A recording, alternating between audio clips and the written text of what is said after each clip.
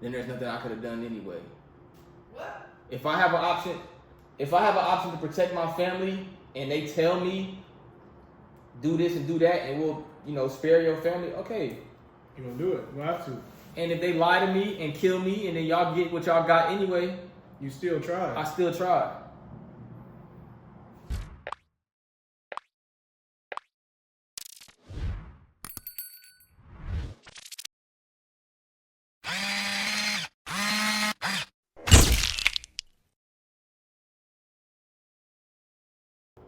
Pod Boys Podcast. What's up, family? What it is, what it do. We got a whole nother episode for y'all, man. Another podcast on this good, glorious Sunday. Mm-hmm. All glory to God, first of all. It's another episode, man. Another week. Brother, what's up, man? How you doing? I'm doing good, man. You know, living that lifestyle. I've been Ubering. Ubering, man. That's my little new income. That's new. Little new income for me, Yeah. Plus, it's added on with my other job. So, I'm trying to get my little funds right. You know what I'm saying? Trying to get right. Trying to better my opportunities. Fact. You know what I'm saying? Fact. How about you? How was your week? I'm good, man. I started that new job, man. It's been good, man. My whole first week of training out the way. It's one of the hardest things to do is just get through that training shit, man. Yeah. Damn. Being with that trainer in that truck, man. But it's all good, though. I'm blessed to have that job. I wanted to get out of the other one. I got out of it, so we good now, brother. We good. It's all love, man. And how was that, though, that exiting that? Was it like a hard little situation or what? Exiting? Like, not exiting, like... Resigning? Resigning, yeah. No, it wasn't bad. I had to make that call to him, that uncomfortable call, like, hey, I'm resigning. But it was one of them calls where you like, I don't really want to make it because it's like, all right, cool, I'm gonna resign. And first of all, taking that step too I never been a quitter. You feel me? So it's hard to leave a job, But at the end of the day, I had to do what's best for me. Yeah. And I asked for it, but yeah, it wasn't hard, man. I just gave him the call. Hey, I didn't give him a 2-week notice though. Yeah. I didn't give him a 2-week notice. I just called and told him, hey, I got a new job. I gotta resign. But that's the thing that nowadays, jobs will never give you a 2-week notice before they fire you. They fire fire you the same day and expect you to leave the same day. That's what I was going off of. So understandable. I mean, you know what I'm saying? You gotta do what you gotta do. What's better for you. So I understand that. Yeah. So I just been my whole first week. I'm trying to get in the groove with how it's gonna go, what my routine gonna be like. Cause now I got a consistent schedule. So that's really what I wanted, a consistent schedule, so I could know my hours that I could work after work, and get used to that. So I'm just trying to figure the balance out for that. But yeah, man, I go by Isaiah. Call me Smtty if you want to. That's my little nickname, man. Wherever y'all tuning in at, either on your phone, on the TV, in the car, if you just listen to it on the Bluetooth, we appreciate y'all for tuning in regardless, man. Everything helps, each one teach one, like we like to say, man. We hope we can help y'all thrive and y'all can help us thrive at the same time, help us keep going. All my socials will be below. My brother's socials will be below too, man. Definitely. Yeah, that's my brother, man. He go by Jamal. Call him what you want. You call me what you want. You brother, call me man. brother man. That's what they call me at the gym. So you know what I'm saying? Yeah. It is I, the guy, brother man. There's no other man. The man with the master plan. You know it, man. We're gonna get it done. We starting to get a little more organized, huh, brother? Oh, yeah. We get a little more organized because we talking about like, what little topics we gonna do. I think we're gonna start doing some reaction videos inside of the podcast too. Like use this computer, react to a video that's trending on social media or something, and then react to it, put it on the screen for y'all to see too. Let us know if that's something cool too to do. We gonna probably do it anyway though. Yeah. But give you our insight of how we react and what's going on in life right now. So. You know what I'm saying? So we can all be in tune together. Yep.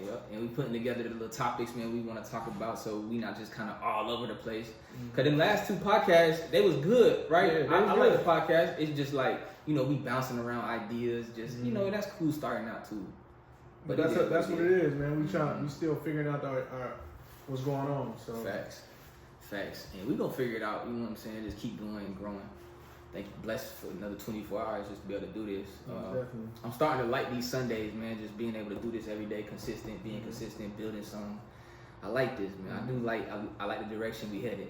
Just like our Sunday dinners, man. It's like our Sunday dinner. Family Sunday dinner. We always come together, man. Man, one of these times we can do a little mukbang on here. Yeah. Do something, man. Hey, but we is gonna start because we do have separate channels as well. We're gonna start posting on those as well and doing all other kind of content too. We're not just gonna be podcasting. We're going to do a whole bunch of things. Yeah, so, you know what I'm saying? If you follow us, you know what I'm saying, make sure you follow that journey. You know what I'm saying? We're going to be doing everything under the ring. Ooh. Everything under the sun. Under the sun. But you know what? We so programmed to do everything under the red because we have a lot of history as black people, for real. Yeah, a lot of trauma, a lot of this and that. You know, it's a lot of as men too. You know, not only as black men, but as men. Yeah. You know what I'm saying? So it's just programmed to be under the red. It's alright though. You know, we getting through it. You know, every day is a building block that you use for the next one. You know, most definitely learn from it, grow from it. But yeah, one of the topics we definitely want to talk about is father figures, man. Mm-hmm. Playing that vital role in your life. Mm-hmm. You know what I'm saying? Father figures is definitely a key factor in life and in everybody's development. So you know what I'm saying? It's a great thing, but a lot of people don't realize it until they don't have it. You know what I'm saying? A lot of people that have it already is they take it for granted when you look at people that don't have it. You know what I'm saying? So you know, it's a good thing. It's a beautiful thing to have father figures that's in your life. Yep, because you know, we both have dads that's alive and well, right? But they didn't play that role of like, hey son, we're gonna get you grinding, we're gonna get you going at a young age so you can know and learn from the mistakes I made. Mm-hmm. You know, and they didn't play that role. Mm-hmm. But as us being adults right now, looking back on our life, you know, a dad being absent from your life does teach you things as well. Mm-hmm. You know, maybe not the things you want, but it do at the end of the day teach you things you might need for the future. You know what I'm saying? And, definitely for my situation, when I have kids, bro, I'm not putting them through none of that. I'm taking my kid, right, and I can't wait. You know, whether it be a daughter or a son, I'm gonna mold them in the way that, you know, is good for them. Yeah. Whatever they like, I'm going right with them, and I'm gonna be there for support. Because I do not want history to repeat itself with my kids. I would hate for that to happen. Yeah, most definitely. Because I know how I feel, man. You look back and you see all these people that have father figures in their life, like Ryan Williams. Mm-hmm. You know what I'm saying? Ryan Williams, all these like LeBron James and Bronny. Yeah. They have and all these kids like Floyd Mayweather, the greats, because they had father figures in their household doing it, like Floyd doing it for them. You know what I'm saying? And grew up with him and helped mold him. You know what I'm saying? Not just him just doing it all by himself. And right. He's got somebody that's there like in his corner trying to make sure every step of the way, pushing them, motivating them. You know, because it is hard trying to motivate yourself every day. But it's a thing that we got to overcome. But it's always good to have that father figure that can help you get to your best position that you deserve to be in and where you want to be at. So and see, your father is supposed to play that role. Like, look, and that father's supposed to play that role in your life. Like, he's learned all these lessons through his experience, right? He mm-hmm. already older than you, right? Mm-hmm. He's supposed to show you the ropes so you don't make the same mistakes. Mm-hmm. So now you can be better than him. That should be the goal at the end of the day, to be better than him. And the father already see the dream before you. Facts. He see the dream when you come out the womb. You know what I'm saying? Mm-hmm. He already see and visualize what you don't see and what you not able to retain. So mm-hmm. you know what I'm saying? That's why it's always good. It's always good to have somebody at the beginning. Like when my brother was saying, we both have our fathers that's alive and well. But we didn't have that push that get up every morning. You know what I'm saying? You go in the kitchen, you go downstairs, eat with the family, and you got pops right there. Now we had like similar situations and how we was upbringing. So we was raised by single moms. I was raised by my mom, but half, and then the rest was Smtty's mom. So far, so you know what I'm saying. So we all come from single moms. You know what I'm saying. So that's the reason why we saying it's important to have a father figure in life to help mold and secure your situation. Facts. You know, it's not. We're not saying that it's not doable, but for life and for your goals and everything like that, it's always good to have somebody right there that can help build you mentally, build you as your character, and push you. So that's the reason why we want to bring up this little topic. It's very near and dear to us, man, because we went through it. We still going through it. Not saying that our folks is bad or anything like that. We still cool with our dads and everything like that. Later on in life, you know, Pops came around and he started trying again, right? I wanted to be so mad at him, like, hey man, I don't really want nothing to do with you right now, because you left. First of all, you left my mom on her own, you know, and she's a woman by herself. I don't really respect that, because she was struggling, bro. She needed you. I needed you for real. You know what I'm saying? And I never told him this, but you know, I didn't want nothing to do with him, you know. And then I'm just like, you know, my sister got in my head. She like, give him a chance because he trying to be your friend later in life. But I didn't really need you. I don't need a dad now at this point, you know. That's what I told him. I don't really need a dad. We could just, you know, we cool now. We just cool like homeboys or friends or something. Because I needed a dad when I was young before I learned any hard reality, like any lessons. Now I just need a friend, you know. You can be my friend. We cool. So now we cool, and you know, I love my dad. You know, he is the person who brought me into this world. But we just cool right now. Yeah. And to say with everything else going on that we was talking about is, if y'all don't have your dad in your life, my brother said it's not impossible to figure everything out on yourself, because it's just gonna be that much harder. But I feel like the harder your situation is, the harder you'll be. So man, just get it done, adapt. And if you do have a father figure in your life, listen to that man. Yeah. Regardless if you don't like what he's saying, listen to him. You don't gotta take everything he say, just hear him out, because you never know what he's doing it for. You never know what he can tell you that might change your life trajectory. Just listen to that man. If you have a role model in your life that's trying to be there for you, let him be there for you. You know, because if we had that, we would love that. And you always want what you don't have, but you got to be grateful for what you do, you know? So it's just important, man. It's really important. And if y'all take anything from that, just have an open ear if you need one, and get to it if you don't. And back to the Bronny and LeBron situation.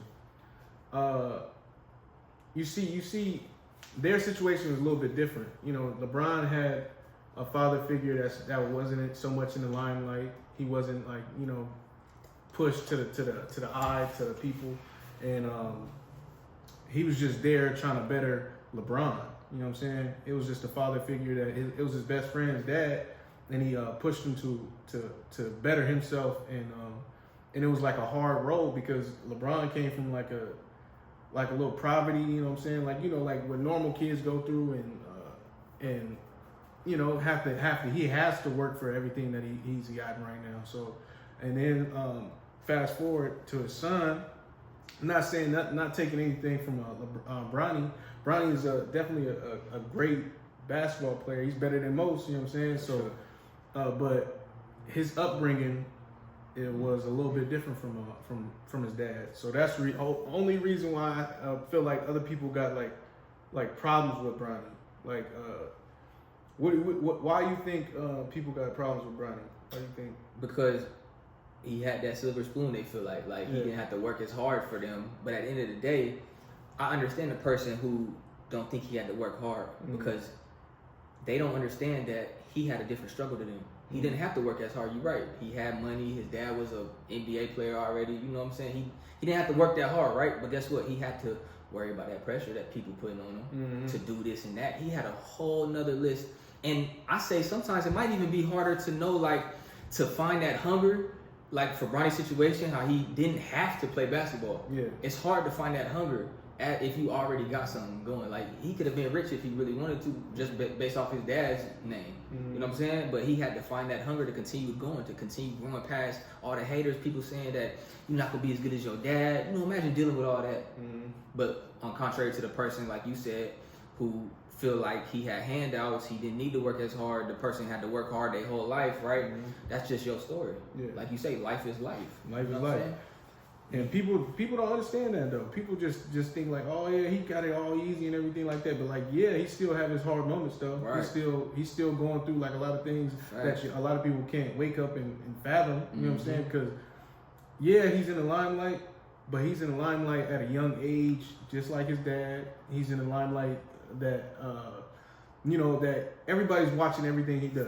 You know what I'm saying? Just imagine you waking up where every day you can't even go outside and be a normal person, normal human being. You just, you know what I'm saying? You just being watched and being judged on everything you do online and everything like that. So as a kid, and that's hard itself. So I completely I completely understand Bronny and how he's dealing with everything. I applaud him because you know what I'm saying, because that's hard to get through too. Yeah, it's not. It's a lot of people think it's just easy because he's LeBron James' son. No, he has to deal with all the backlash of being LeBron James. Yeah, and he still got to put in the work to be great to play in the NBA. He got to put in the work. He got to wake up. LeBron can't wake up for him. He got to wake up. So and I'm pretty sure LeBron be telling him all this, like, hey man, you know, you got to lock in. They're gonna want you to be great because I'm great.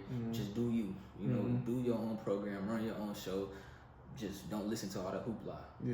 Yeah, and pretty sure that's how it go. That's exactly how it go. Every morning, man. I think he's doing a great job handling all this. Cause imagine, man, he's so young in the NBA with all this pressure, bro. Imagine, we was in high school a little nervous when the stands would fill up. Just imagine the whole world paying attention to you, and you trying to navigate life as a teenager, and you famous already. Like, I think LeBron James Jr. That's his whole name. Yeah, LeBron James Jr. I think he changed his name to Bronny James. Oh, Bronny James. So it could be, people know him as Bronny. Okay, I think he's doing a good job, man, for sure, navigating through life. Yeah, I think he did. I think he is too. It's almost like the Ball brothers too. That's a crazy story too. Yeah, that's a crazy story. And then that's the father pushing his kids being there. Another one. That's another example of how impactful a father could be in the kid's life. And he spoke everything to existence. That just like how he dreamed his sons would be. He said Lonzo was going to be a basketball player. He said LaMelo was going to be a basketball player, and then he said LiAngelo. He said he was going to be a rapper. And he did. That's crazy. Rapper. That's what I'm saying. Like, you just imagine if you got your father in you, behind you, and he's pushing everything that you do. It don't matter what you do. He's down right behind it. You know what I'm saying? You could do anything. You could do anything you put your mind to. Because before that, you definitely got to believe in yourself. But it's always good to have another person also believing in that same dream that you got. So, you know what I'm saying? You say it, and then that person say it with you, that you can do it, and everything like that. A lot of people look past that and not understand that goes a long way. So it helps and it builds you. It builds you up. So you got to applaud LeVar. And then LaMelo, he from a young age too. All of them from a young age. From a young age. With the limelight. You know what I'm saying? Just fathom of being that famous at that young. But you know what? They all listen to their dad. They all listen to their dad. That's key too. A lot of these kids have potential. Their dad grooming them, showing them what to do. You know what I'm saying, and molding them to be this great superstar. They just don't listen to them. They feel like they know it all already. Yeah. And then after that, man, you ain't gonna go far by yourself. Yeah. You might go fast, but you ain't gonna last. You might go fast, but you ain't gonna last. But you're not gonna last. You're gonna run out of gas. You gonna run out of gas. You know what I'm saying? Hey, you gonna be on your. But anyway, let me ask you this question, man. If you could tell your dad one thing today, you know, about your childhood or something, what would you tell him? If I could tell my dad, just one thing that you never really told him. I never really told him that I wish you would stay with my mom, so I can see how a family was. You know, actually could be. You know, because you know he did come out in a prison, and I thought it was gonna be good. The first couple days or something like that, he was with my mom. He was cool, and then out of nowhere, he just fell off of my mom, and then he found somebody. Well, he found her when she was in prison. It's my stepmom. I love her today. You know what I'm saying? I love Andrew. Her name is Andrea Littman. I love her today. So she like another mom too. Because you know, at first I hated her just because I felt like she was taking the whole family, everything from me. Because they was pen pals when he was in prison. So he knew about this before he even got out, and he was messing with mom for a little bit. And then you know, she came over. She was crying. You know, I seen her crying and talking to my dad, screaming. It was like a little fight or something like at my grandma's house. And it was like a big old little thing. But I just wonder how it would have been if they would have stayed together. If the family would have been, you know, good. So you would have told them, I wish you would, you know, stayed in our lives and been that supportive role model for Yeah, us. most definitely. So I can see what I'm supposed to do as a man, as a dad. But at the same time, I figured out what I'm supposed to do as a man, as a father, of him being gone. Yeah, so it's a lot of stuff that I didn't want to do. That's the reason why I don't have no kids now, and I'm getting old. And from a young age, I always been talking about I wanted kids at a young age. So big family too. Big family. So, and that's the thing. I just never wanted to have multiple baby mamas, multiple everything. You know, just all over the place. Just one wife, one family. So that's the reason why it's so hard for me right now to find that one person so I can mold with. You know, and that's. I guess that's the reason why it's just so hard, because I'm clinging to not want to be like my dad. That's the only reason why I can't probably just settle down. Scared of history repeating itself. Yeah, because I'm scared I'm just gonna fall into that mode. Because usually people do. Yeah. Yeah. History repeats itself. It likes to. Yeah. And it takes a lot to change the trajectory of that. And then me doing that, I feel like the more I say I'm scared of it to happen, it's gonna happen. So now it's like, damn. So now it's like, am I gonna be motherfucking 47 before I'm like motherfucking married, have kids and shit like that? So it's just, but that's what, like you said, that's my whole little thing now. You know, life is life. Don't think twice. You know, if you're gonna get to something, you just gotta jump into it. You know what I'm saying? Don't think too much about it. You know, if it's meant to be, it's gonna be. Mm-hmm. So I think you definitely control the outcome. Yeah. You control the narrative. Yeah. If you putting that negativity in the air, it's gonna be negativity. And it's hard all not the to time. though. It's hard not to put that negativity out there. It's easier because it comes so fast. Yeah. It's in abundance. Yeah. But well, what about you? What would you ask? I would probably not really a question, but I'll probably tell my dad, like, you know, I'm kind of like, I never told him I was mad at him, but I'll kind of tell him I'm mad at you. You know what I'm saying? I would tell him like I'm so mad at you, bro, because I feel like I wanted that as a kid so bad. That was the one thing I'm missing, because I never had no role model to look up to. The only person, when I look back now, I look at my mom's like, my mom went through a lot. She went through a lot. So when I look back, that's who I looked up to. But you're a boy. When you're a boy, you young, you want to look up to a man. You know what I'm saying? You want that superhero in your life, like that big, strong superhero. So I would tell him I'm mad because he didn't stick around. Kind of exactly like what you said, that you didn't stick around. I don't even care if they were together or not, really.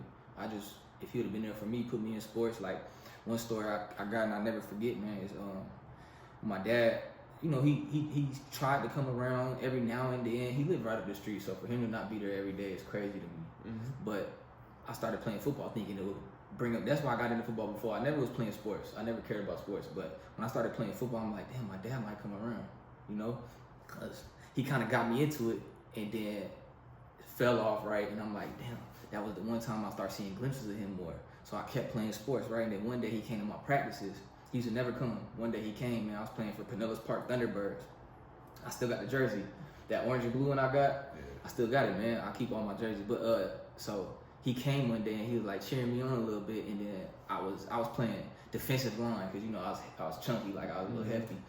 So I'm like, I'm finna show out for him. Like, I'm young as shit, you know, playing with Pop Warner, you know, young as shit. And so he cheering me on outside the fence. I see him, and I got a chance to make the tackle. The running back sweep around the right side, right, going up the sideline. I'm like, I'm finna hock him down and tackle him, right, in front of my dad. I was so happy to do it. And I tripped and fell, trying to overdo it. Like, you know what I'm saying? Trying to do too much. I tripped and fell over my own weight, missed the tackle. And then I looked up at my dad, and I just see him, like, quiet, walking off, man. And that shit hurt me, bro. And that's when I stopped playing sports, right then and there. I stopped playing sports, and then, but I'll just tell him I'm mad, man. I'll tell him, like, man, I have so much, like, I really have so much anger towards him. That's why it's hard for me to be cool with him.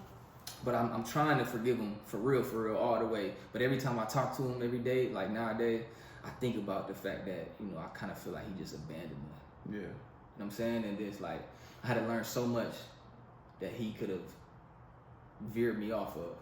Like, you know, going to jail like he did for the same amount of time, around the same age. You know what I'm saying? He could have probably avoided that if he was in my life. Who knows, though, but, you know, you didn't try to. Yeah. So that's crazy.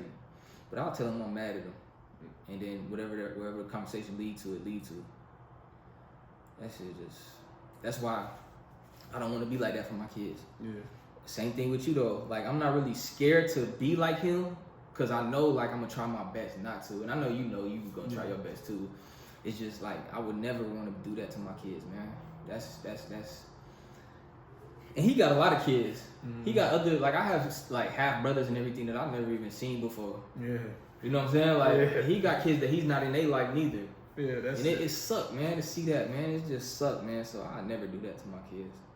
You don't know the circumstances, but I'm gonna try my hardest not to have that outcome. Everything I got for real.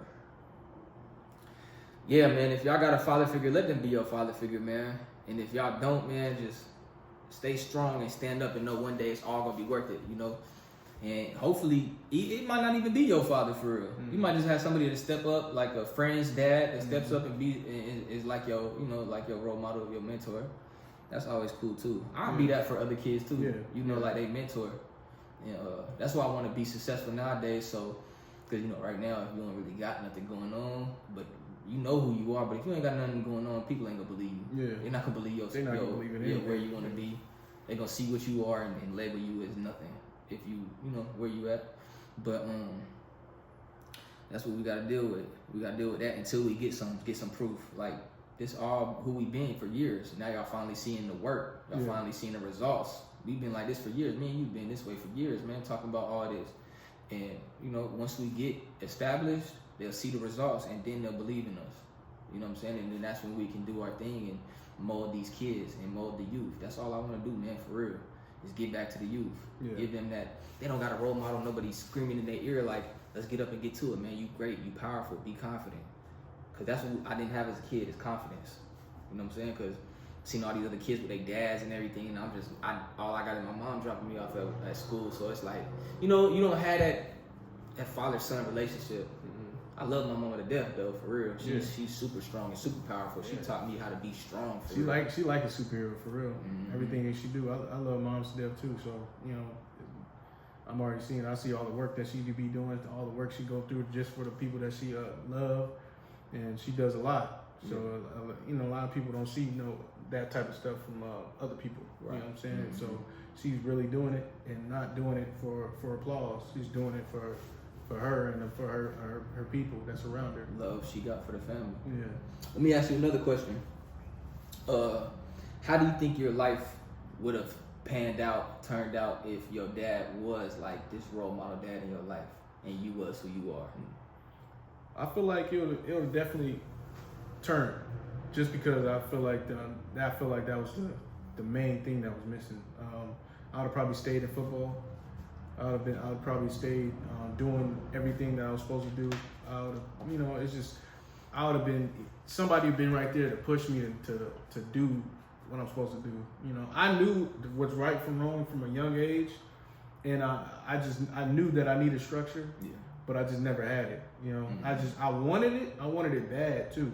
Because I knew I needed it. I knew I needed to be pushed or something like that. You know, it just was never there. So I still did my little things. Like I just felt like I was doing things that was good enough, you know, but it wasn't good enough for the future. You know, I started getting my own way. I started not wanting to go to school. In life, you're gonna have to do things that you don't want to do. You're gonna have to wake up every morning to better yourself and better your situation.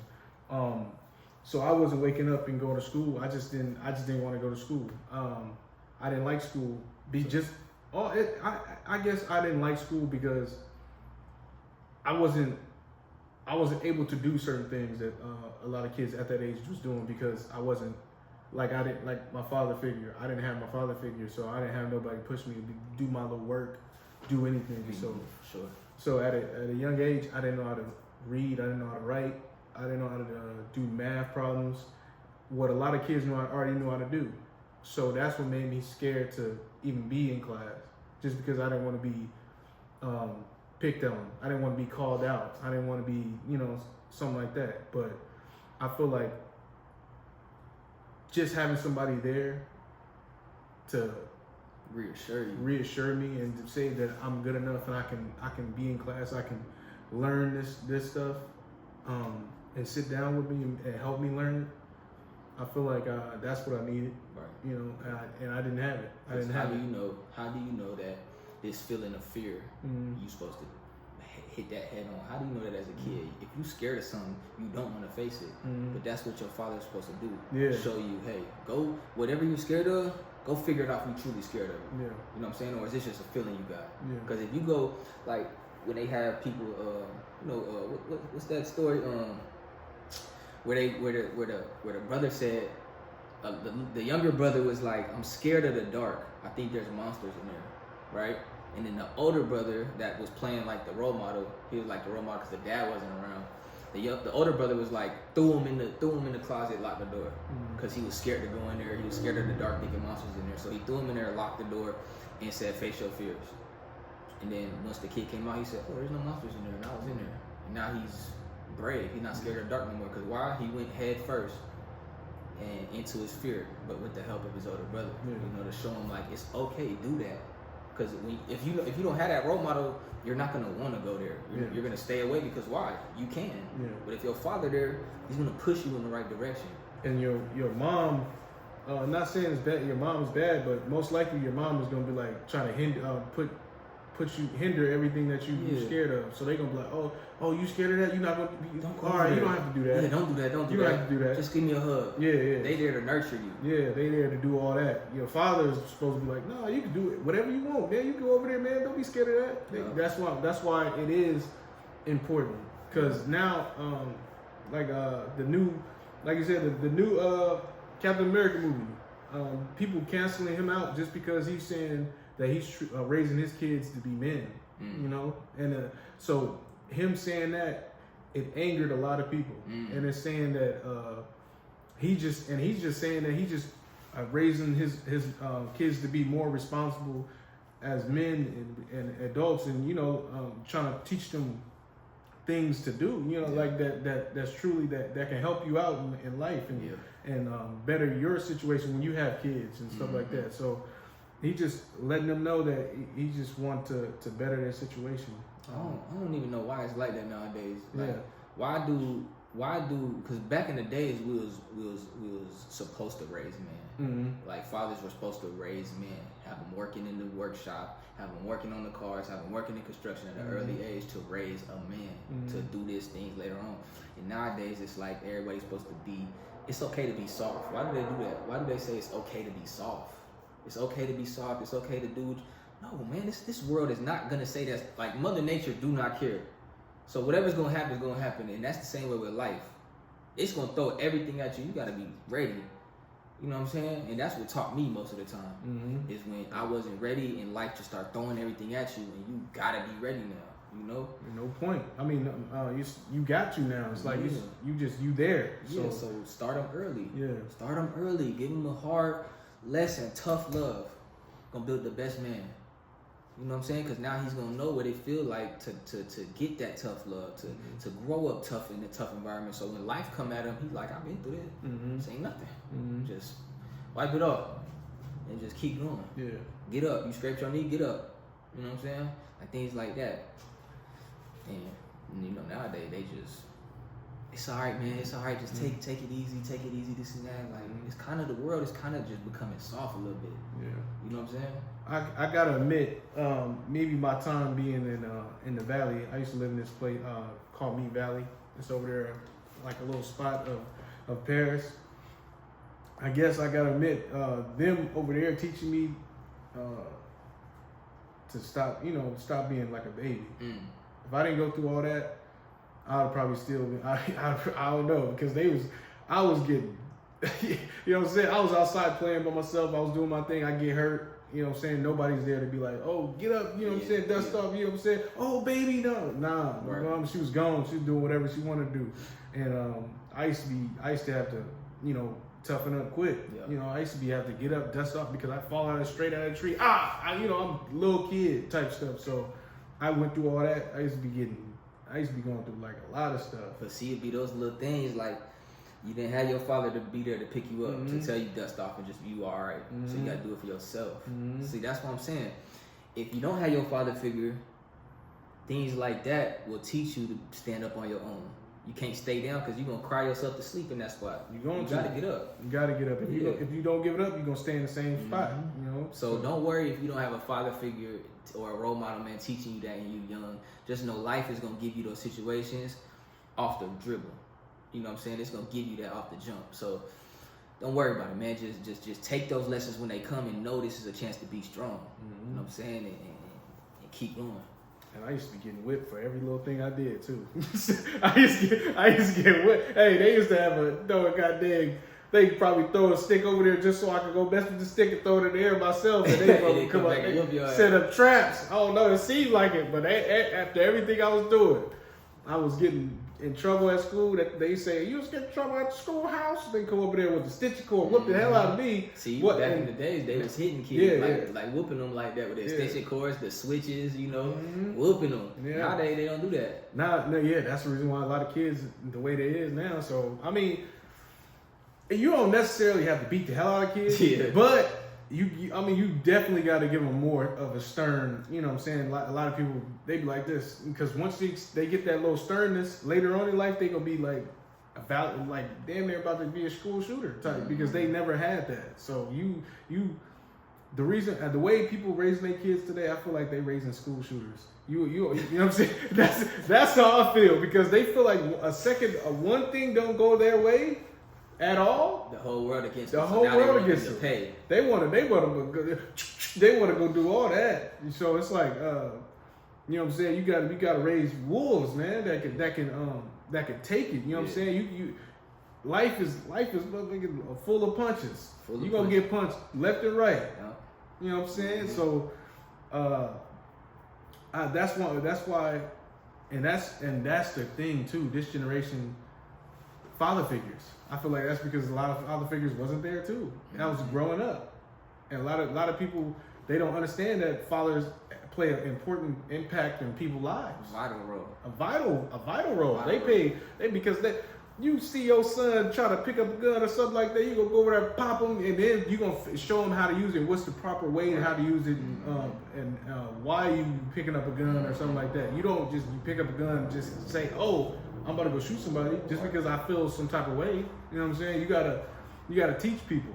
Fact. And then another thing, society has this thing about guns being like bad. If they take away the guns, it's gonna be less crime. I feel like that's a lie, because what people was doing before guns? Right. What was people doing before? Are you gonna take away all the knives? Are you gonna take away all the yard tools and everything like that? They'll find a way to get one anyway. Yeah, they're gonna find a way. You can choke people with your bare hands and kill them. Yeah, they're gonna find a way. It ain't gonna stop nothing, because the guns is out there, the knives is out there, everything is out there. Anything could be a weapon nowadays. It's the person using it. Yeah, and most of the time, if they have good structure and he's got a good morals as a man, it's not gonna happen. Most of the time, good men will only do something when it's like the last thing he can do to protect his family. You know what I'm saying? Then that's when a good man will react. Most men is gonna try to keep their family in peace, keep the peace around their family, and not be involved around all that. You know what I'm saying? So that comes with it. Like they say, guns don't kill people. People kill people. Fact. So that's what I'm saying. Don't raise no school shooters. And what's crazy about that is a lot of people think it take a lot to shoot somebody. It don't. Usually the ones that end up stabbing somebody, end up scaring, shooting somebody, killing somebody, be the ones that be scared of what they can do to them. So they scared. Now the only thing I can do is take them off the map. Because guess what? If I take him off the map, he's not gonna be here. I'm not scared of him. Yeah. But a brave soul, he gonna be like, I ain't really worried about him. You know what I'm saying? I'm not worried about him. You know what I'm saying? But it is what it is, man. If you could tell yourself one thing as a kid, what would you tell yourself? Like knowing what you know now, right? What would you tell yourself? What would I tell myself? Yeah, what would you tell yourself as a kid? Like if you was, 6 or 7. You was 6 or 7 and you could talk to yourself right now. What you gonna tell yourself? Stay on that right path that you already set your goal on. I would just told myself just to better my situation, even if it seemed like a bad situation. So it was a time when I was in college and I was playing football. I was thinking I was above the program. I was thinking that I deserved better. I felt like I should have been at a different college. I felt like I should have been at a different position that I was at. So I let that dictate my character. I let that mess with my mind. I let that fold my thought process. I start shutting down. So was you making decisions based on that perspective? I was making decisions based on that perspective. I was saying, "Oh yeah, I'm too good for this. I'm not supposed to be here. Nah, it's a reason why I'm there." Yeah. You know what I'm saying? I should have. Yeah, I'm already there. I should have bettered my situation instead of doubting myself and start doing all that. I should have just bettered my situation and then made it clear for myself and my others that was around me that I should have been somewhere else. You know what? That's good because that's the information I would tell myself as a kid. If I was 6 or 7 and I could talk to my younger self at this age, I would tell him like, slow down, slow down, realize where you at, you know, and then take it step by step. Don't try to move so fast. Just slow down and see where you at, because that's important. As a kid, you move so fast. You know what I'm saying? And it's good to like slow down, because then, like you said, you'll be able to get out of that mindset. Slow down, not make some these hasty decisions, make them so fast and impulsive and act out like that, you know? Yeah. Because that shit hard. Trust me, I know you was by yourself, and when you coming from a family environment, right, being around everybody, to being by yourself in your own life, and now you gotta operate on your own, and you wasn't really prepared for this. This is why it's important to have a dad too, because he can show you how to be on your own too. Hey, you son, you don't need us for nothing. You know, you gotta do this on your own. One day we not gonna be here to give you those hard lessons. So your first time going to college, you know, when I ended up going to jail by myself, you gotta realize quick and fast, you on your own. Yeah. That's where I realized, like, this is real. I'm on my own. You know what I'm saying?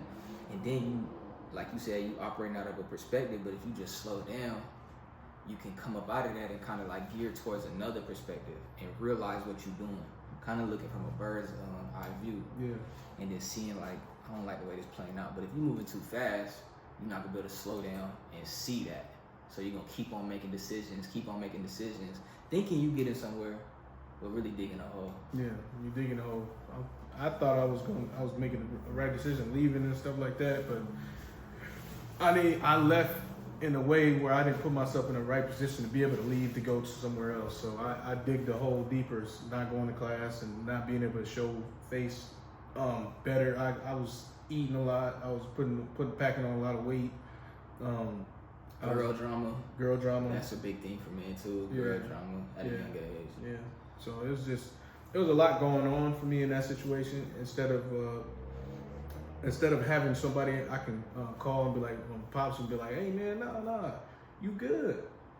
That's what this is. You know, that's what this is, and you got to sit down and see what you going through. You got to sit down and see and realize that you are in a better place than what you thought you was. You know what I'm saying? You in a totally different place. This is the place that you dreamed about making it to. You always wanted to be able to get close to be able to go to the league, and you always wanted to go D1. I was D1, and I finally got there after all that stuff that I was going through, because it was a hard road trying to get D1, coming from junior college. And even coming from Somerset, man. Yeah, you was never supposed to make it there, you know? Yeah, and a lot of people told me I was never going to make it. A lot of people told me I was never going to be a running back. A lot of people told me a lot of things that I wasn't going to do. Yes, and you did them. And I did them. And then I finally got to the point. And that's what I'm saying. You're supposed to just tranquilo, relax. Tranquilo? Yeah, tranquilo. Yeah, you got to relax and stay calm, because you got to see the bigger picture. Yeah. Like you said, bird's eye view. You got to see the bigger picture. The picture is not that small, and you're not just sensitive to that moment. Because it's hard to see it when you in it. You know what I'm saying? That's why sometimes it's good to have your pops call you, hey son, I see what you're doing. I don't really like that because this is this and that's that. You know, give you that reminder. Get back on your shit. Get back up. And focus on your task at hand. Like you said, this is where you wanted to be. That's why it's good to have a pops, man, a role model. Cause it plays so many different roles in a young man's life. Because that was your first time being on your own. Yeah. And then, you know, you didn't have nobody to call on. And same with me. You know, first time being on my own when I went to jail, shit. Then I was around a bunch of grown men. Then and it's like, damn, this is real. You know what I'm saying? And you on your own. Can't nobody do this for you. You know what I'm saying? And that shit is real, man. And you know what? That was the first time my pops came and visited me. Yeah. When he went, that was the first time in like, how long was it? Probably like 12 years that he came and saw me. And when I was in jail, he came and visited me, and he couldn't even say nothing. He just started crying because he knew that I knew that he knew he could have probably prevented all this for real. Yeah. Because like you said, I was fucked up too. I was in my head moving too fucking fast, thinking I'm making the right decisions, and then I crashed out. You know what I'm saying? And then, you know what I'm saying? In the same boat. In the same fucking boat. But if my dad was here, he could have called me. If he was there, he could have called me. Hey son, family telling me what you doing. You seem like you depressed. Seem like you just don't know what you're doing, moving blindly. Stop, man. Let me tell you why. I've been through that. I was there. You just like me, and I'm telling you where you headed. I was never thinking about where I was headed. Only about where I was. Yeah. Moving too fast. Moving too fucking fast. So, but, you know, you learn. You use that shit as fuel. You learn from it. And just keep growing. And now we are who we are today. I feel like I'm proud of you. Yeah. I'm proud of my fucking I'm self. proud of you. You know what I'm saying? For sure. I'm proud of you for sure. I'm trying to tell you because the stuff that was going on back in the day, you dug yourself out of it. So, you know, I applaud you for that, for real. And vice versa, brother. You know, you was at Somerset. Niggas telling you, teachers, older people telling you, you're not gonna be shit. Running back coach that you were playing for telling you ain't gonna be no running back. That's hard to come out of as a kid, bro. As a kid, especially with all the problems you already got going on. Mm-hmm. Why would these adults tell these kids, man, like that? And then it's not even like he was telling them some real shit, like some real guidance. He didn't tell you, hey, right now you ain't shit, but you got potential. He flat out told you wasn't gonna be shit. Never. To a kid, it's fucked up. Teach that kid to be better. And if he don't get great, that's on him. But give him the guidance. Don't just shoot him down. Why the fuck would he shoot you down? It made no damn sense, but you overcame though. And got it done. And then guess what? He came with you with respect. The nigga came at you like you was above him after that. You know what I'm saying? Like, but then he still try to play you like, shit, Jamal pick me. Like, come on, cuz, be for real. Be for real. It ain't like that, man. It's not like that. And so, man, that's why it's so important for these fathers to be in their son's life, man. And if you is a dad, man, be in your kid's life, bro. Because you don't know how it's going to impact them if you're not, man. But at the end of the day, if you got a strong-minded kid, they going to get through it regardless. Yeah. And they always think about, in that moment, they always just think about like, oh, dang, I'm just doing all this. Nah, man, it's a purpose. Mm-hmm. It's a reason why you spend that little time with your son, your daughter, because you get a little piece of you is going off into that your son or your daughter. You know, you get to provide lessons that they don't even have to go through. Exactly. I mean, if you already been through it, you let them know, or you could just guide them, because people gonna always make mistakes and run around and do the same stuff that but you can also just guide them. Don't be trying to just force them, because nowadays, right, like you said earlier, like now you don't need a father, right? You just need somebody that's gonna be like, just try to be there for you, like you saying like a friend, and my dad don't know how to talk to his kids just because he don't know. He always talk about other problems, like his problems or something like that. Like we all got problems. Like we ain't all going through something. You know what I'm saying? Like we all got problems. He always trying to make people feel bad about him or something like that. How about you come at your kids just like with grace? You're like, hey son, how you doing? You good? Let's go out, go get something to eat or something like that. We don't have to go out and just talk about like, oh yeah, man, you could have been the greatest or something like that. Or he was so mad that I wasn't playing football no more. But before that, I used to be playing football, right, in high school. I want to say I'm the best player. I was one of the best players on the team. You know, getting like great game, like 365 yards.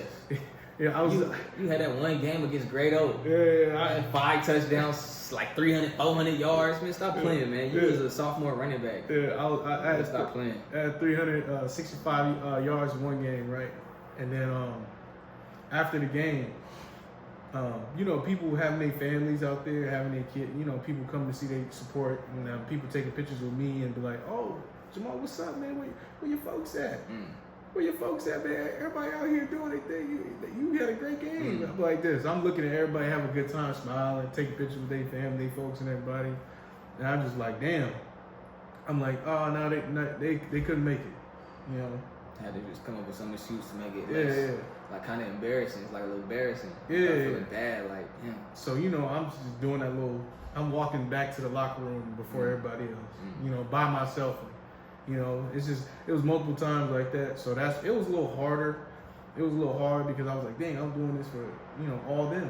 I'm doing this for my family. They're not even showing up for you, but this is what you doing it for. Yeah, and then the crazy thing is, I used to go down the street because we lived right down the street from the school. Right down the street. So right down the street, straight shot. So that's it, straight shot. I come home, I be like, Mom still sitting in the same spot, smoking a cigarette or something. You know, I'm like, dang.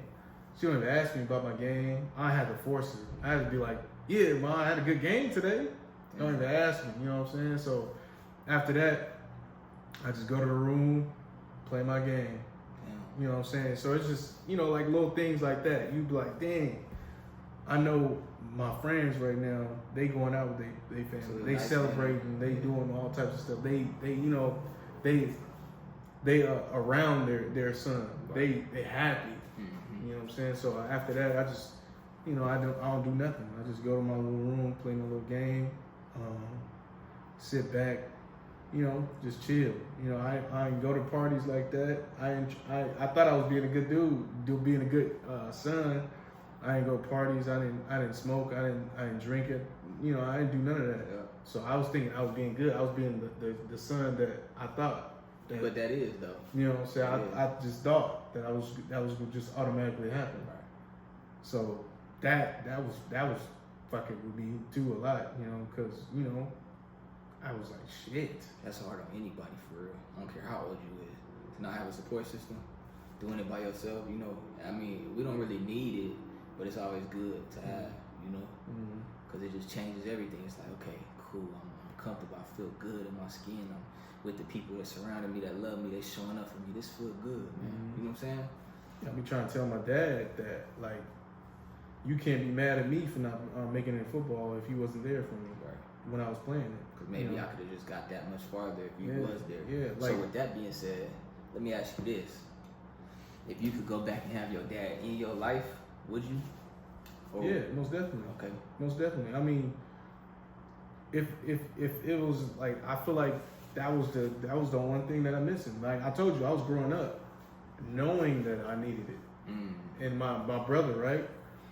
My brother, he James, he went to like juvenile hall or something like that, and then it was like a big old thing. Then I was like, oh, now he has to go live with my dad.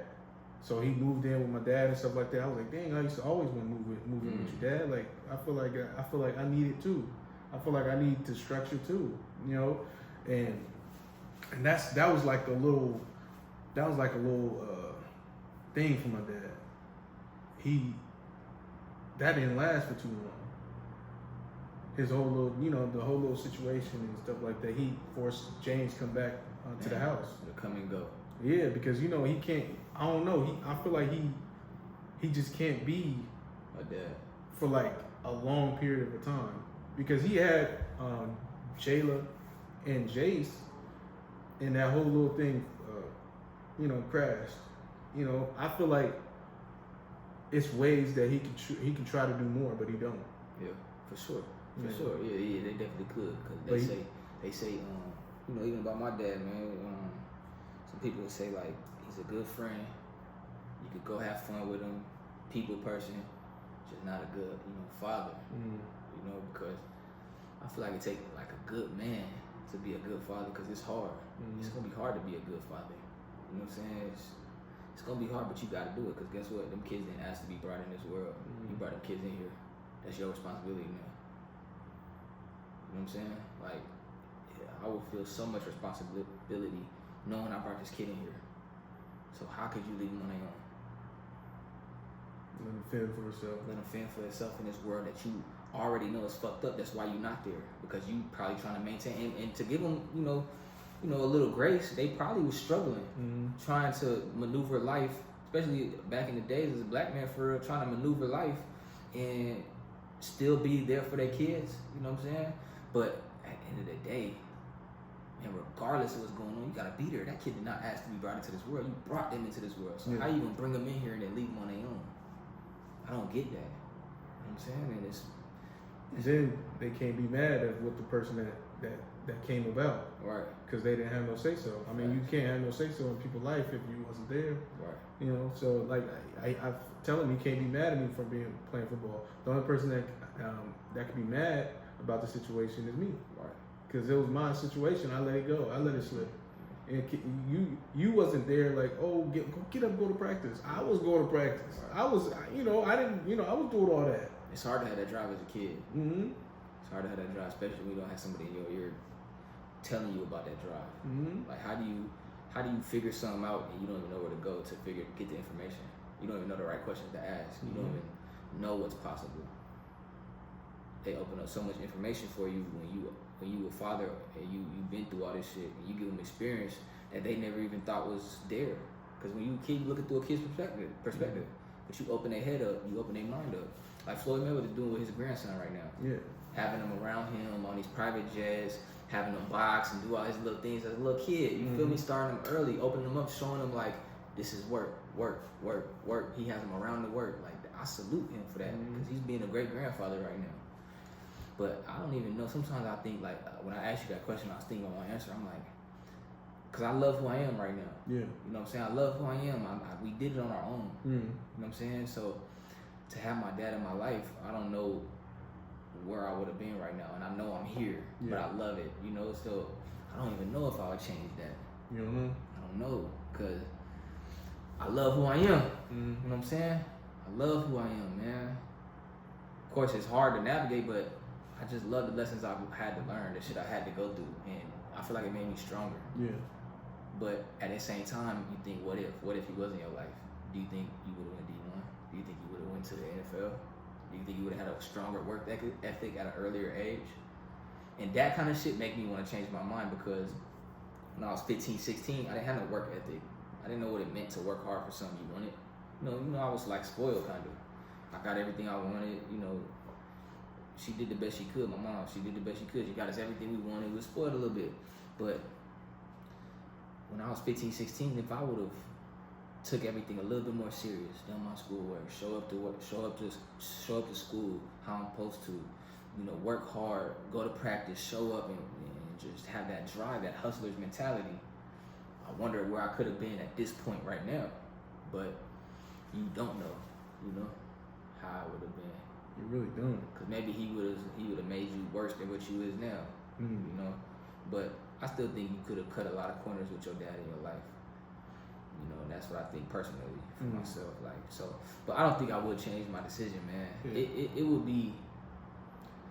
That's hard. So I'm gonna just go with that though. I don't think I would change, cause I know who I am now, and I know my values and my perspective, and I love it. You know what I'm saying? I love it.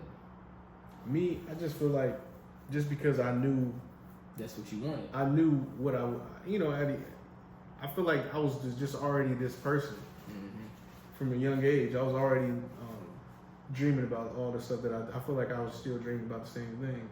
It just would have been more of a push. I feel like it would have changed the whole narrative of me.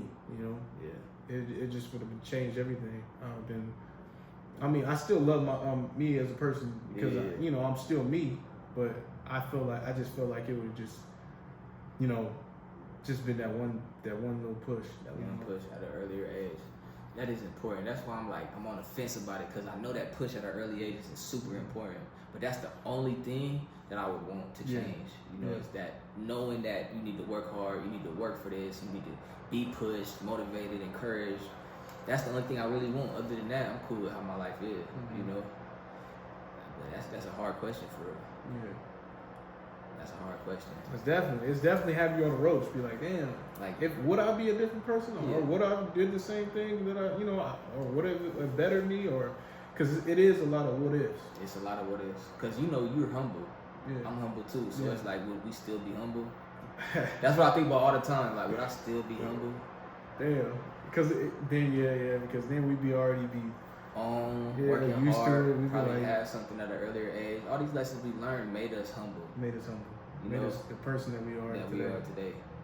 So it's like, damn, that's a hard question. It's a good question though. Food for thought for real.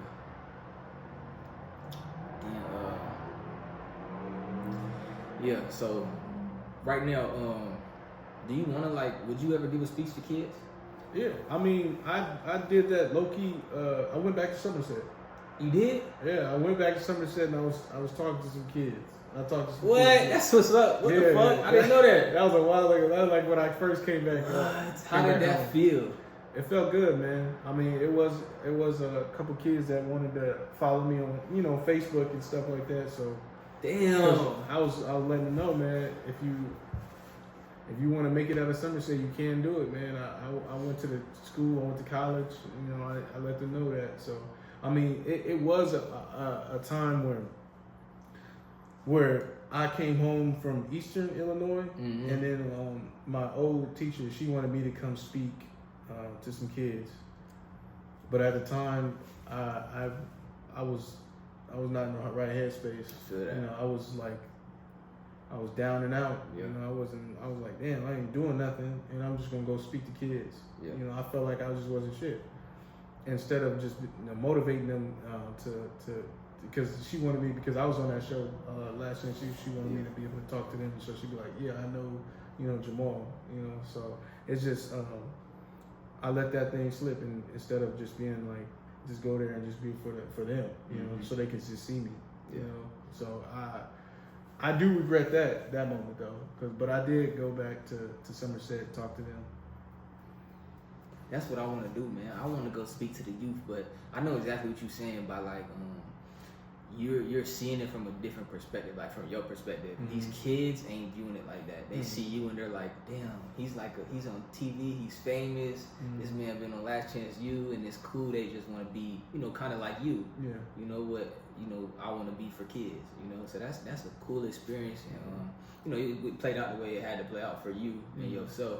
But that's cool going back to Somerset. What'd you tell them? Like, you was just telling them? Yeah, I was just telling them that, man, they can do whatever they put their mind to. Yeah. They can go anywhere they Salute want. to you, man. You know what I'm saying? I was just letting them know that it's life outside of these walls. Yeah. It's life outside of Somerset. You can go anywhere. Yeah. You can because I was like, man, I went all across the world and across the states and did it. Yeah. And did it. And I came from where y'all at. Yeah. Damn, man, that's what's up. I want to do that. I haven't done it yet though. I feel like I'll be nervous though, but I want to do that, man. I really want to do that. That's gonna be a goal of mine to get that done. It is amazing. It helps you out because you be like, damn, because a lot of people look up to you. Yeah, a lot of people do, and you think that they don't, they do though. Yeah. You know what I'm saying? So the kids were at the boxing studio. Like yesterday, we was at the fights and everything like that. They lighten up when they see me, because because they know I'm not. I want what's best for them. I want, when I be like, I try to take them out to go get some meat and stuff like that, just so they can build like a little bond, like a team bond with each other and stuff. Like the boys, man. Yeah. Boys. So that's my goal too. Be able to show them that it's other people that's not just looking to just take advantage of them, just to be like, oh yeah, you there for me, there to do this one job for me or something like that, and then that's it. That's it. Yeah, showing them it's another side to it. Yeah. That's what's up, man. I want to kind of switch it up a little bit and talk about like entrepreneurship. Talk about our future a little bit. Kind of like maybe speak things into existence. Talk about aspirations, like goals. And things like that, man.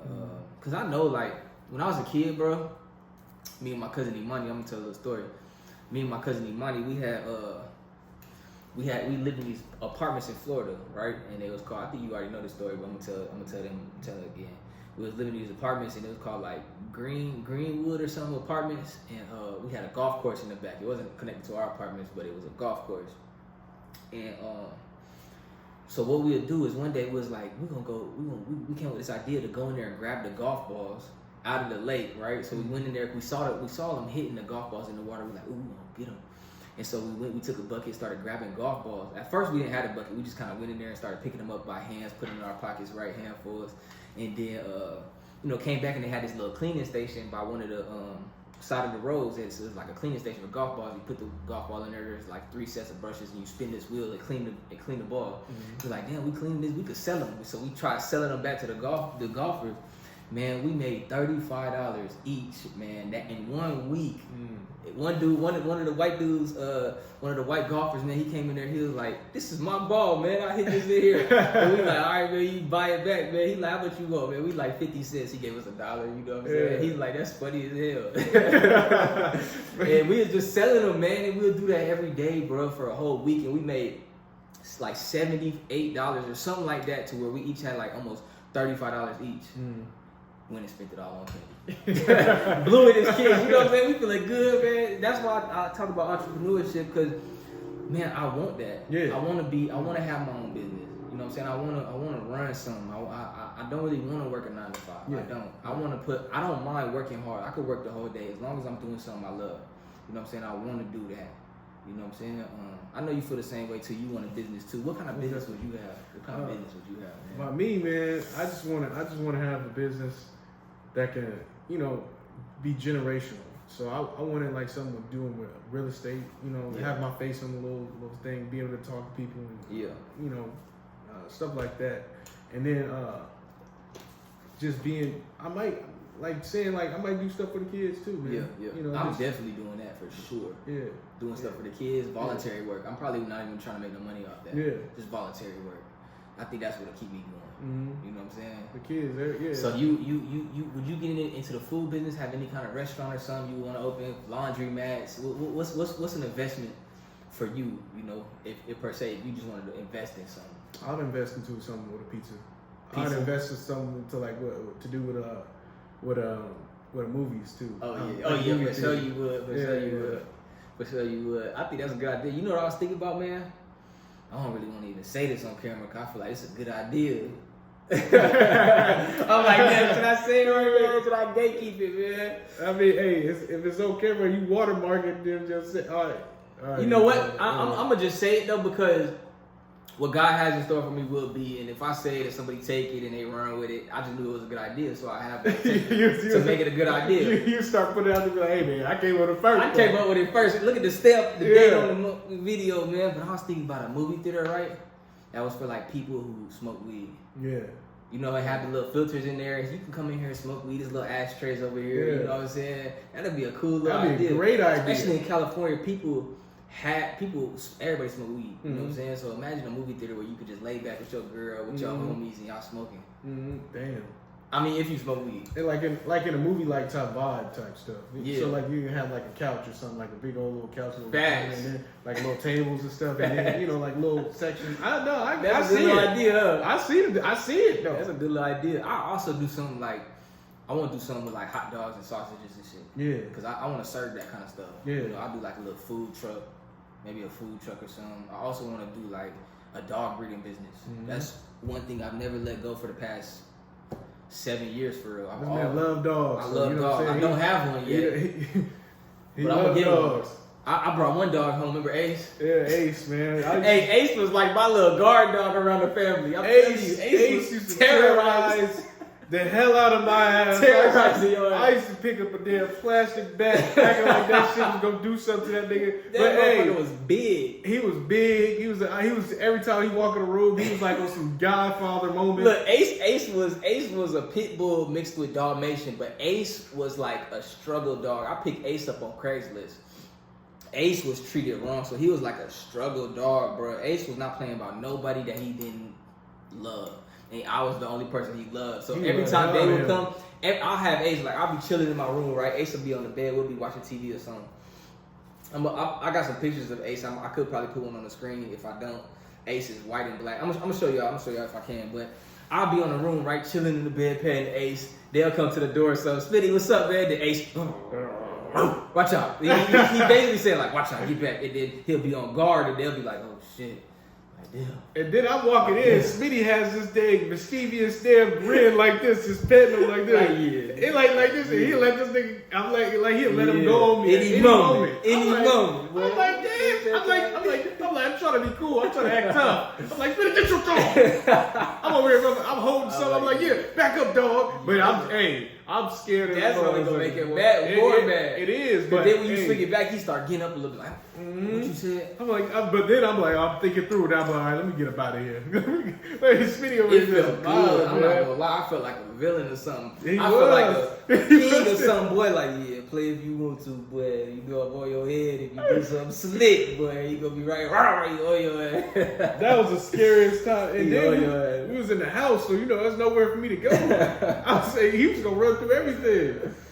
Hell yeah. I was scared, man. That was scary. I love Ace, but yeah, starting the dog breeding business. But this time I want to do it with Rottweilers. Oh yeah, Rottweilers. Yeah, Rottweilers. I do it Rottweilers for sure. I definitely want me a family dog, a Cane Corso though. Cane Corso, Cane Corso. That'd be amazing, man. I like Cane Corso. You know what other dog I like too? Akitas. Akitas? They big as shit. Yeah, they is. Akitas is big as shit. I seen this one fucking dog. It was crazy. It was like a Southeastern Asia Mastiff or something. Or something. I think. Oh, is it a Kango? Is it a Kango? No, it might not be. I don't know, but it was big as shit. It was like as big as a lion for real. They like this dog. They got a lot of fur. Nah, it didn't have. It was short hair, but it was big as shit though. It looked like a bull mastiff. You know, like a bull mastiff. Big as shit. Like it looked like that. It was on the Real Tarzan. You know who that is? Remember? Oh yeah, the Real Tarzan. He was showing us the video of it. The dog. He was standing up and the dog came up to like right here on all fours. He's like, this dog fight bears, fight off nigga lions. Like, that dog was not playing, man. I'm telling you, that dog was massive. You know what's crazy, though? As much as I'm a dog person, it was one time the first dog that ever started growling at me like he wanted to kill me. Wait. It was one dog that started growling at me that kind of messed me up. And I was like, oh, shit. Was it when you was with moms? No. It was when I was with my friends. I was with like a group of my friends. We was all in the garage chilling. My friend had one of my friends had a damn pit bull mixed with husky. Mind you, I done been over there before and petted that dog before. Like I was cool with him. You know, a little nervous because the dog big, dog massive. But I was petting him. We was cool. And then it looked like imagine it's a brindle pit bull, right? You know the brindles? I know. But kind of with more of a husky shape, but still had the features of a pit bull. Big head, the sharp little ears, all that. He still looked like a pit bull, but it was like he looked like a husky. You could tell he was mixed with husky. But he had the little blue eyes, like the blue, those light blue fluorescent looking eyes. Yeah. And then the brindle skin. It was a good looking dog though, but. So we in the garage chilling one day. I got this blue Nike Tech on. Remember my blue Nike Tech? So we all chilling. I'm smoking a little bit, right? We a little under the influence. So he come out, the dog come out. And I'm like, oh, okay, cool. I've been around the dog before. He sniffed one of my friends that ain't been there before. And then he comes straight to me. And I'm sitting in the chair just like this. I remember this story. You remember this story? I remember this story. I'm sitting in the chair just like this against the garage wall. So it's nowhere I could go, but it's a table right next to me, right? Yeah. He comes sniff me and he in my lap like this, his head right here. And I'm like, my heart started beating a little bit. I'm like, damn. So I pet him right in his face and he started, I'm like, oh, I'm like, get your dog, bro. And he's just getting more aggressive and more aggressive. So I get the hell up off the chair, bro, climbing on the table like this, bro, doing the most. The dog trying to get me, bro. I'm like, what the fuck is going on? So my heart beating. So they finally get him. They finally get him because he's trying to get up on the table and get me, bro. And I ain't never had this happen before. And they finally get him, take him in the house, right? The door opened back up. Here he comes again. I'm like, oh shit. Bro came again, so they got him and put him in the backyard. Bro, I'm like, I'm finna leave, bro. We gotta go. We left right away. Now just imagine how you was feeling. That's how I was feeling with my Ace. So that's what I'm saying. You feeling that same scared. Hey, you get what you give, man. That's why I had to get it, man, one time. I ain't never had that happen to me. But remember when you was walking with moms at that shelter? What's that? Brute Cletus. Yeah. Cletus is. I'm pretty sure Cletus. They had to put Cletus down. He wanted to kill. But that's what I'm saying. He was behind a glass, and you still felt like he's the fear. I seen his eyes. He had the killer eyes. You know when they ain't got no like pupils, when they focused on you, bro. Like their whole eye is black. Yeah. Like they if he got out that cage, there was no stopping him. He wasn't scared. He wanted to bite something out of me, boy. He was not scared. He wanted to attack something. I don't know why moms was not nervous though. I was walking through that whole thing scared of every dog that was barking. They wasn't able to get me. Talk about the humane society. Them motherfuckers was the insane society. Them dogs was tripping. They was all trying to kill everybody walking through. Tripping, bro. And Bob's over here talking about, no, they just want to pet. They just want to pet. They want to play. Right. They want to play for sure. They want to play with your legs. They want to play with your intestines. Yeah. They want to tear your... I'm telling you, man, them dogs was different, especially Cletus. Especially Cletus. Cletus was tripping. I saw it's like he had that look of he tasted blood before. And he wanted to do it again. I was going to ask you, blood. What's one of the things you did as a kid, right? Uh-huh. Not even as a kid, probably from like, kid age to like, teenager age. What's one thing where you was embarrassed, but you did it anyway? Like one thing that you shocked yourself and you was like, damn, I didn't think I could do that, but I did. Because you was like embarrassed to do it. That's a lot of moments. I have a lot of embarrassing moments. not really embarrassing though. Like it seemed embarrassing, and then you do it, and you're like, oh, okay. It was rewarding. It was rewarding. Yeah.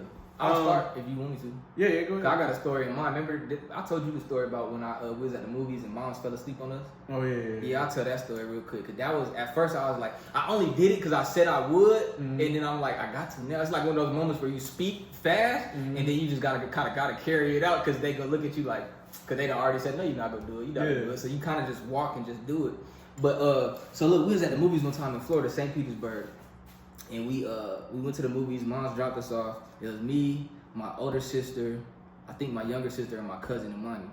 So we went, right, and my mom, she was a nurse overnight, so she'll be asleep all the time. So we didn't think it was gonna happen today though. She dropped us off at the movie, said, okay, call me when y'all done. This was back in times where parents could actually do that, drop their kids off at the movies, you know what I'm saying? But anyway, so she dropped us off at the movies, we watched the movie, came back, we calling her, spent our last little money calling her on the little phone, like she not answering. Damn. So now we up here stuck. We like, damn, so we walk, we ain't got no more money for no phone call, we done called her about 3 or 4 times. So I'm like, you know what? I just came with an idea, just put my hat in front of everybody walking up into the main entrance on the stairs, put my hat down. I'm like, I'm gonna sing, bro. I'm gonna put my hat down and sing in front of everybody and just have them give us change. They're like, no, you're not gonna do it. You're not gonna do this and that. I'm like, you know what? I'm gonna do it. So I walked, and as I'm walking, they start to believe me more and more. I put my hat down. That's when they took off running. They took off running to hide because it was too embarrassing.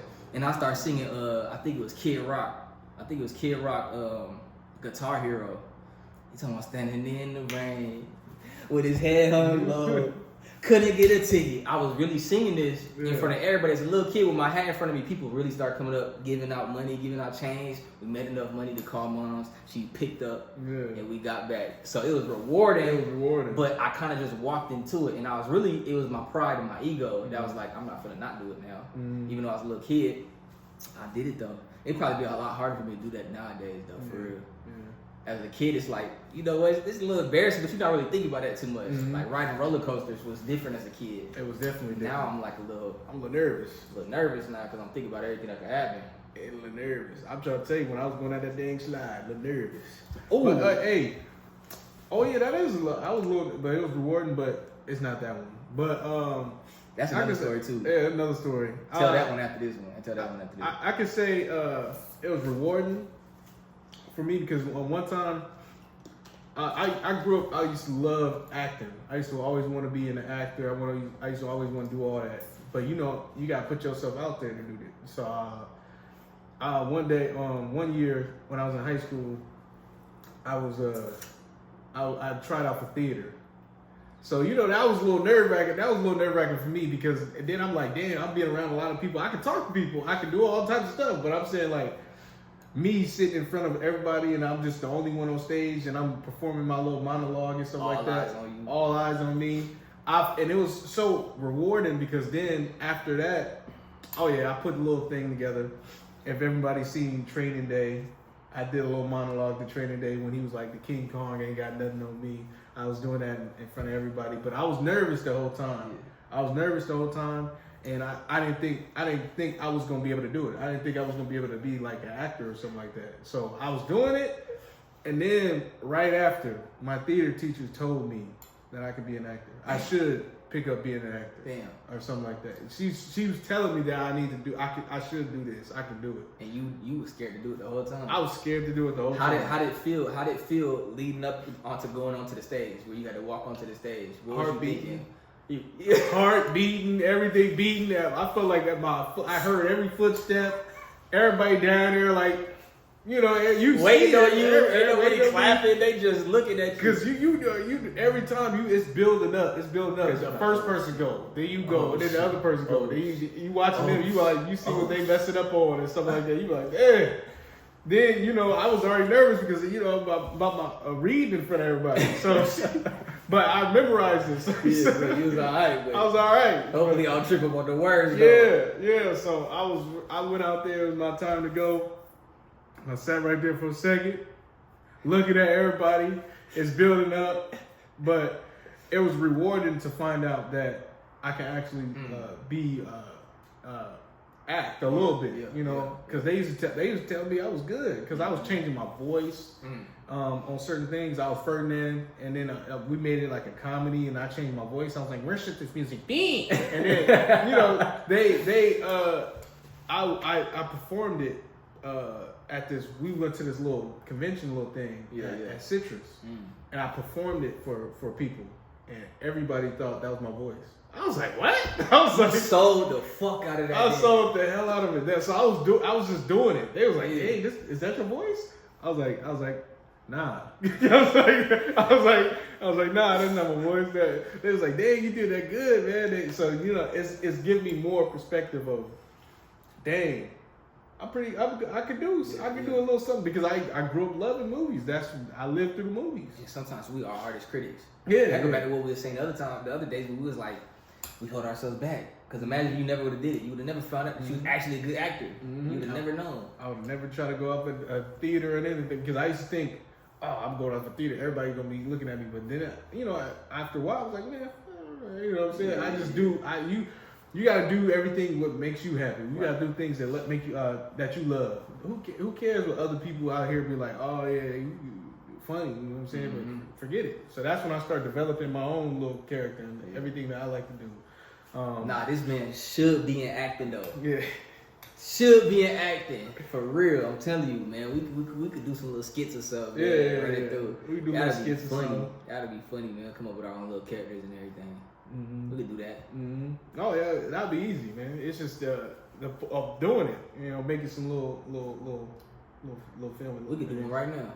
When? Right now? We could do one right now though. I mean, what you talking about, like on camera right now? On camera right now.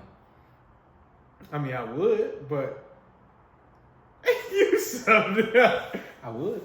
You would? Yeah, I would. I mean, it's no problem. I mean, it's for the podcast, huh? Yeah, man, it's really crazy though. Cause I'm thinking like, bro, they came in like, they was finna rob me. I ain't even do nothing. I was just walking down the block. And Taekwon? Yeah, I know Taekwon. Maurice? Yeah. Both of them dudes, how they be over there on 3rd and 2nd? Yeah, they was on 3rd and 2nd. The other day when I was out there, I walked across the street and I seen them. That's what I'm saying. You seen them over there, right? Yeah, I seen them. Why was they just over here on 6th and 7th? Trying to rob me, bro. I ain't have nothing but my little Hello Kitty bag for my daughter. Yeah. You know what I'm saying? They robbed you? No, they tried to though, but what happened was I had like swung my bag at them like that. Yeah. And they kind of like ducked, and then a bunch of stuff fell out, like little pens, highlighters for my daughter's school. They ducked though. Yeah. And then I told them you was gonna come get them though. Yeah, I told them, man. That was all right? Yeah. All right. I'm just making sure that's cool. Yeah, that's cool. Cause I ain't know, bro. I had to throw somebody out there though. But see, look, we can do it quick like that, little improv. No, little improv, man, just on the spot, man. We can do all kinds of stuff, man. I'm telling you, skits, food mukbangs, getting them bikes, the moto vlog, man, all that, man. Yeah, I can't wait to do the moto vlogs in the mukbangs. I'm a food person, so we're gonna go try different foods in like different cities and stuff. Yeah. Maybe we can do some food challenges. Yeah, most definitely. Something like that. But keep going though. yeah, man, that's probably good enough for this podcast, right? You feel good? I feel good. I feel good too, man. I feel like, we got to talk about our major point, man, which is father figures and father roles in your life, man. That's super important for young kids, man. I think it'll mold and shape them in the right direction. You know what I'm saying? So if you are able to change the narrative in somebody's life, try. You know what I'm saying? That's the only thing we can do is try and be the person that helps the other kids coming up. So just do the best you can. Facts, and then you can change their whole trajectory. Each one teach one. I can't stress that enough, bro. Cause this kid might not have any information to work with, and you could open his mind up to anything. And no matter how young you are, you know what I'm saying. If I encourage y'all to reach out to mentors. Maybe go to a church or something. If you don't go to church, maybe you don't have no friends.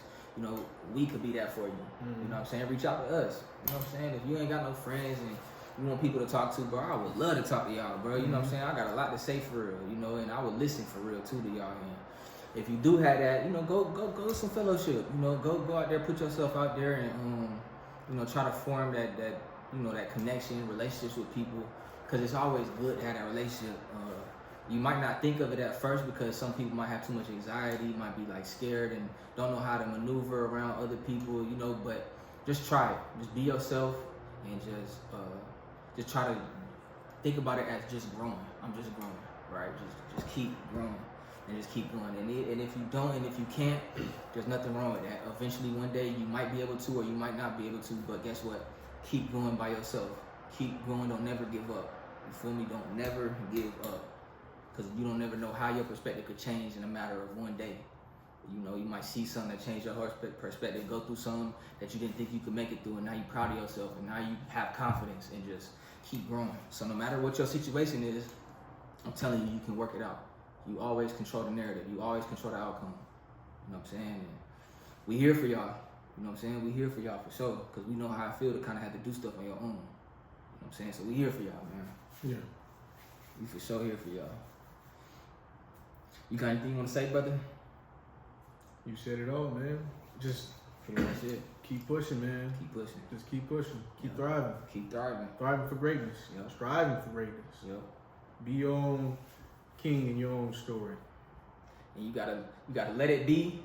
Wait, you gotta let it be to be free. To be free. That's facts, facts, man. Let it be to be free, man. And that's what it's about. The pursuit of happiness, man. Just getting that ultimate peace. At the end of the day, just about peace, man. Do your part. Put a smile on somebody else's face. Start with your smile. Put a smile on somebody else's face, man, and let's help the world go around. You feel me? We appreciate y'all for tuning in for real. Like, it's just y'all really watching us put ourselves out there for real. Being vulnerable, just opening up. You know what I'm saying? Like, everybody not gonna do that. But this is authentic. This is real. Us putting ourselves out there, you know what I'm saying? And we appreciate y'all for even tuning in. If anybody got to this point, damn. Because, it's hard to watch somebody who don't have a big following. Yeah. So if y'all follow to this point, salute to you feel me? And hopefully, man, one day we just say something that just clicks for you and help you out, man. And definitely continue to give us feedback. Like I said, our Instagrams will be down below just so y'all can reach out to us if y'all want to. We'll never stop, promoting that so y'all can reach out. That's it, man. Signing out, man. You got Smtty on the podcast, Pod Boys Podcast. Pod Boys Podcast. Brother man. On the pod. On the pod. Skizzle. For shizzle. Hey, I'm going to say it again. It is I, the guy. Brother man, there's no other man. The man with the master plan. Yes, sir. Yeah. We out of here, man. Love y'all. Keep going. Bow.